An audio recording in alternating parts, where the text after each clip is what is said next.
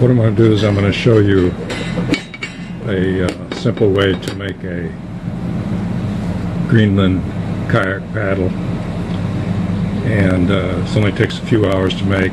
Very simple. What this is a 2x4, I mean 1x4 by 8 feet. In reality it's 3/4 inch by 3.5 inch, but it is 8 feet long. And the first measurement you take is finding the center of your board as far as the length goes. This is a 4-foot mark, 4 foot on either side, so this is the center. And the next measurement you want to find is how long your loom is, or how big your loom is. And the correct way to do that is to hold your hands by your side loosely, palms facing backwards, holding a yardstick, and you measure the outside of one hand to the outside of the other hand as they're held to your side, and that gives you your loom measurement. So my loom measurement happened to be 23 inches. So I measured 11.5 inches up, made a mark, 11.5 inches down here and made a mark, and drew a line across, and all of these lines are transposed back to the back side as well. So your loom measurement comes right to here. This here is 1.5 inches. Your loom or handle where you hold the kayak is going to be 1.5 inches. Your loom or your shoulder now is going to go out 2 inches. So your shoulder's going to be from here to here, that's 2 inches. But your shoulder is going to be also 2 inches wide at this point, from 2 inches wide here. So you find the center here, and you draw a line from your loom over to those points, and this is your shoulder. Then from your shoulder you run a line going all the way out to the very tip of your paddle, to the corner right there. From this corner, same way here, from this corner comes back in and goes right here to that shoulder measurement again. Alright, then all this here is going to be taken away. This is going to be all cut away on both sides. All that's going to be cut away. But what you want to do is you want to cut this with a saber saw, starting way at the other end, work your way down, cut around that, cut down there, same way on the other side. And the reason you want to do this, you want to save this piece for later.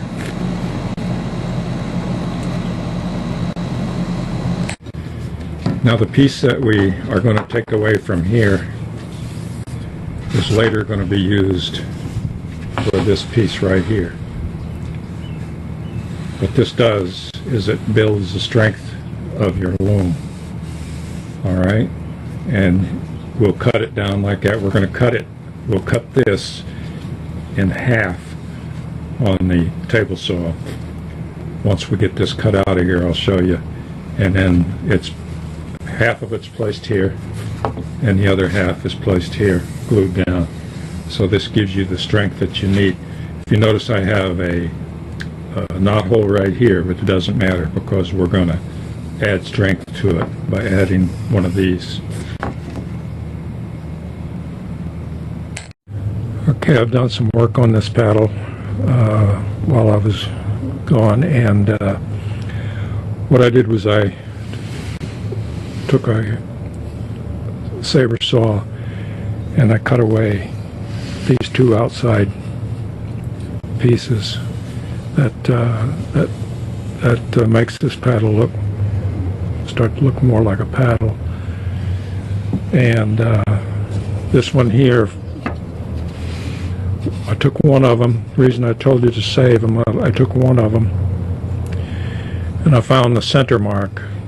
Stand it on the end, find the center mark, and I put it on a skill saw, which I have here. I mean a table saw, and I cut this in half so that it just falls apart like this. And you can, if you don't have a table saw, you can cut this very easily with a saber saw. Just make your center line and maybe clamp this down on the table, get more stability, and then just run your saber saw right down the center of this, and you end up with two pieces like this. These are the pieces that are going to be glued on either side of the paddle.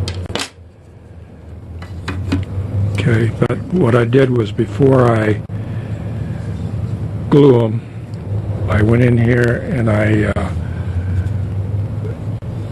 with the plane, I took this down to a point, and because it's easier after you glue it, it's pretty hard to do that, so it's easier to do it now while you have it off the paddle.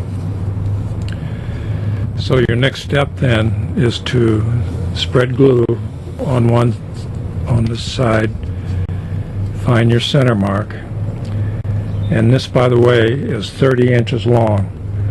So from your center mark, you go out 15 inches and make another mark, and then you come back this way and 15 inches from your center mark make another mark. But your gluing process, you put it right there off that center mark, and then you put 2 or 3 clamps on here and glue this down. You also, here's the other side, put it on the underside and clamp them both together, and you make set that overnight, and then you can start working on it the next day. So my next step now is just to go over here and just start sanding this, taking a plane and just start working this down here, working that down some more, and then start on the blade and start taking the blade down, because the the blade end have to be 1/2 inch, so you want to work that all the way down. This paddle that I made previously, I put this on a scale yesterday, and it weighs 1 pound 15 ounces. So that's pretty nice. You can keep this in your hands all day long, and you will hardly notice it. So I'll go ahead with the rest of this process, and then I'll come back. All right, I've got the paddle glued and clamped down. Got 4 clamps on it. So I'm going to leave that overnight, and then I'll start on it tomorrow again. This is a table saw that I built. Works great. And some of you have seen my other videos on building a kayak. This is it here, if you haven't seen it. This is 17 feet 8 inch. And it's a Shrike, CNC Shrike kayak. Pretty cool. Just finished that about 2 weeks ago. It still hasn't been in the water. I've got like a little cockpit seat in there yet, which won't take me very long. And I built a little trolley cart to, when it comes off my car, to load it on, and if I have to go down to the water. So worked out, that's less than $20 right there. It worked out really well. This paddle, by the way, is a little bit less than $10, so it's on the way to go.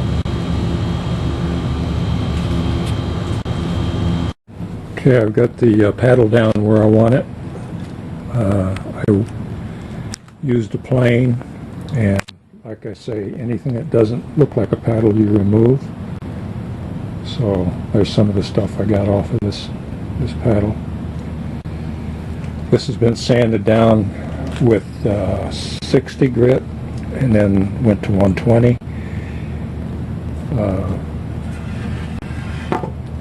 And then this is tapered right here from 3/4 inch down to 1/2 inch on the end.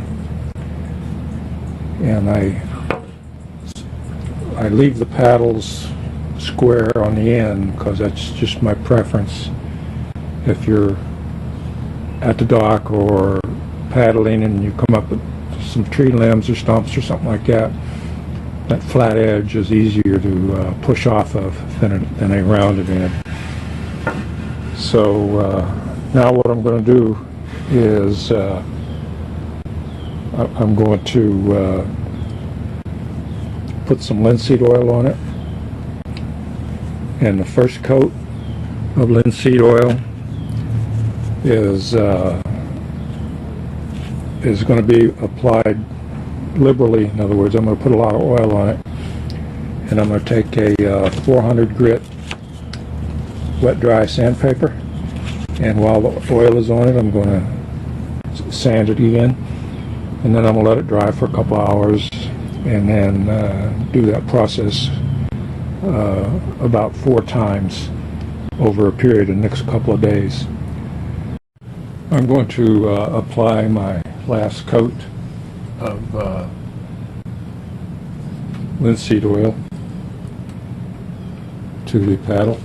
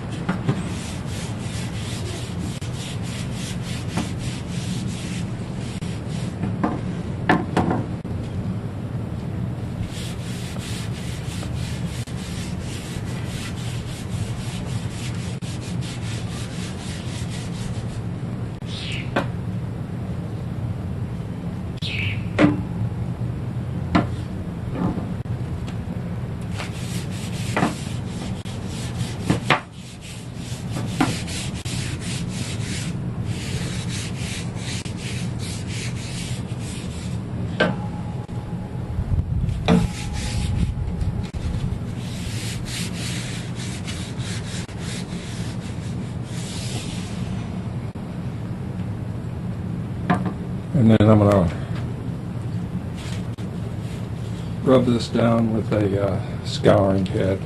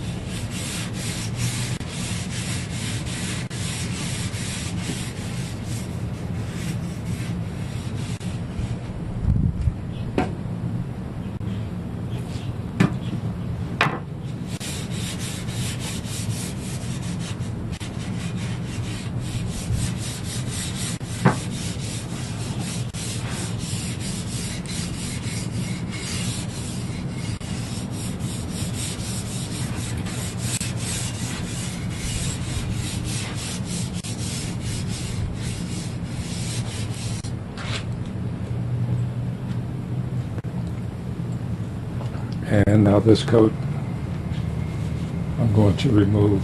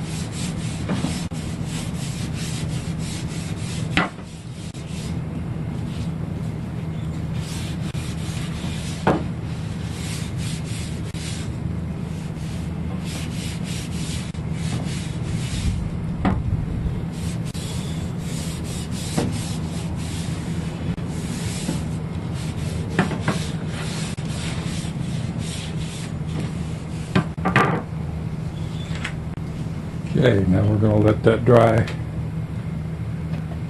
for a day, and then I'll come back and I'll put the other paddle I made previously up next to it, and we'll make a comparison. Okay, this is the finished product of the kayak paddle that we did on this video. This front one is this one right here.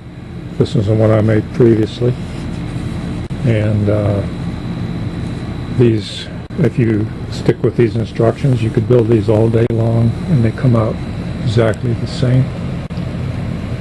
Real nice Greenland style paddle, kayak paddle, and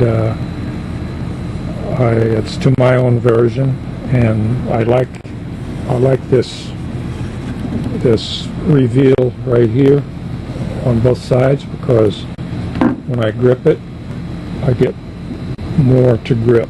I can feel it more instead of having a slick, smooth handle.